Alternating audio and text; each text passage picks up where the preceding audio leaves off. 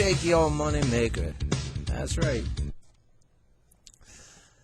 Hi, I'm Red, and I'm here today, courtesy of TrueFire, bringing you an in-depth look at Shake Your Money Maker by Elmore James. Several other people have done the tune, but Elmore James is most notable for it. Now, we're in the key of D, and I'm using an open tuning. So first thing, let me go ahead and give you those notes so you can get tuned up. Starting with the 6th string, so low D. There's your 5th string, 4th string, 3rd string, 2nd string, and your 1st string.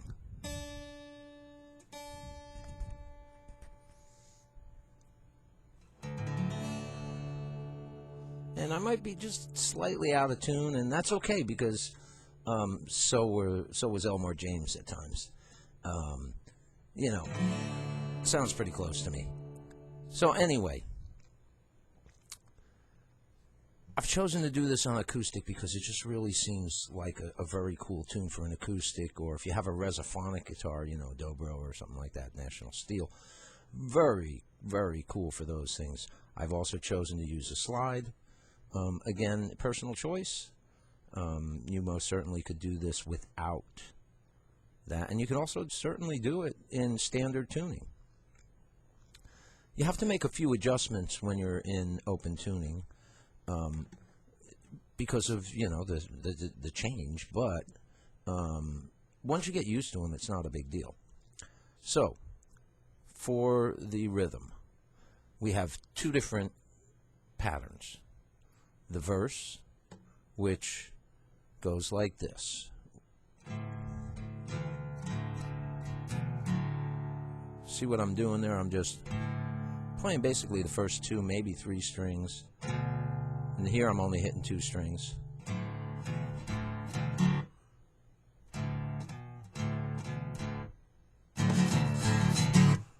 See, you get the idea. Then it goes to the 4 chord. See what I'm doing there?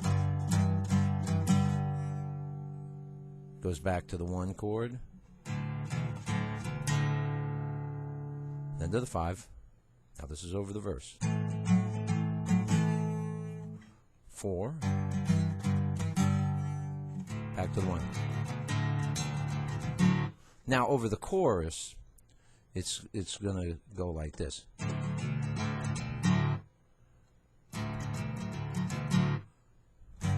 4, 1, 5.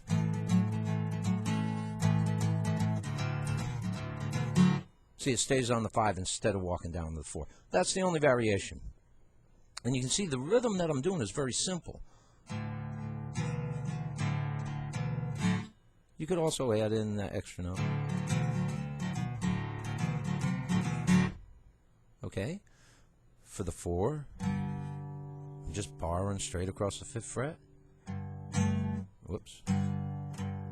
On the 5th string. And then for the 5, I just move it up 2 frets to the 7th fret. Okay? So, very simple. And I think one of the key things is to really kind of be sloppy and kind of aggressive with your right hand. See what I'm getting there? And that's kind of what I get from the Elmore James version. Of course, now I also added in that slide thing.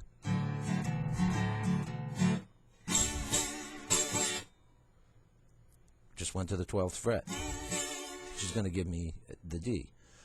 When it went to the 4, I just went to the 5th fret.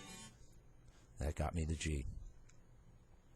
Now, the other thing I will, as far as soloing, you know, you could play with your fingers and you could play in, you know, D major, D minor pentatonics.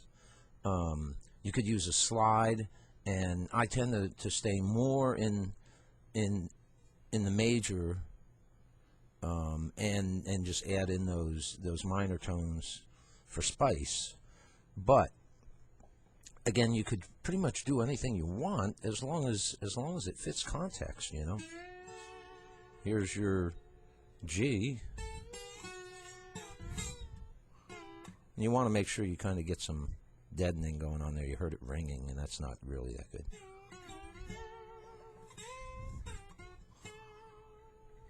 And that's, you know, based from the 12th fret.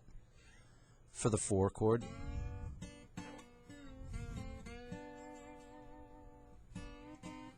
for the 5,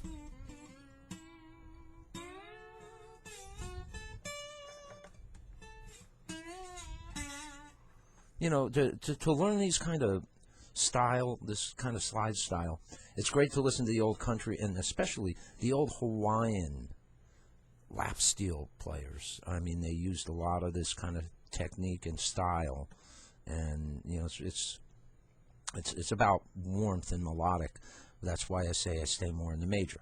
Now, before I end this video, I want to show you the melody, the little lead part that's in the Elmore James version.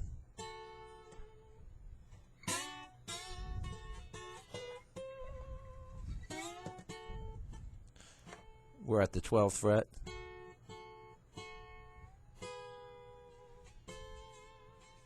So I went to the 14th and to the 15th fret. And you know, it's not so much about exact accuracy visually, what you're looking at.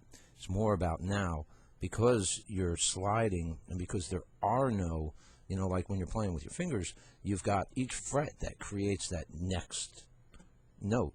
But when you're sliding, there's no frets to identify the notes. So it's a gradual raise up to each note. So it's more about listening with your ear and letting your ear put you in tune.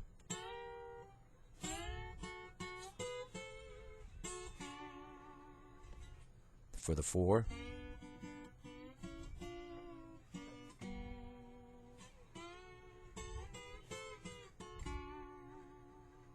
it's very Hawaiian, but that's basically it. It's pretty easy if you just sit for a little bit and listen. You know, use your ears and just, you know, work on that. I'm on the 2nd and 3rd string.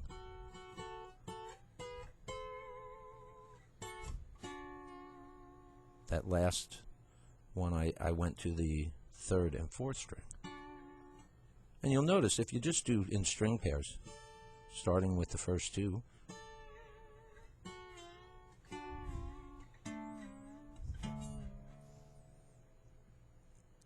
you can just start playing around like that, and you'll be amazed at the stuff you can find, you know.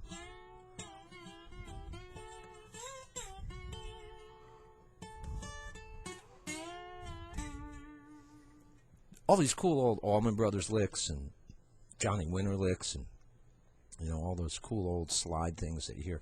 A lot of it's happening right in there.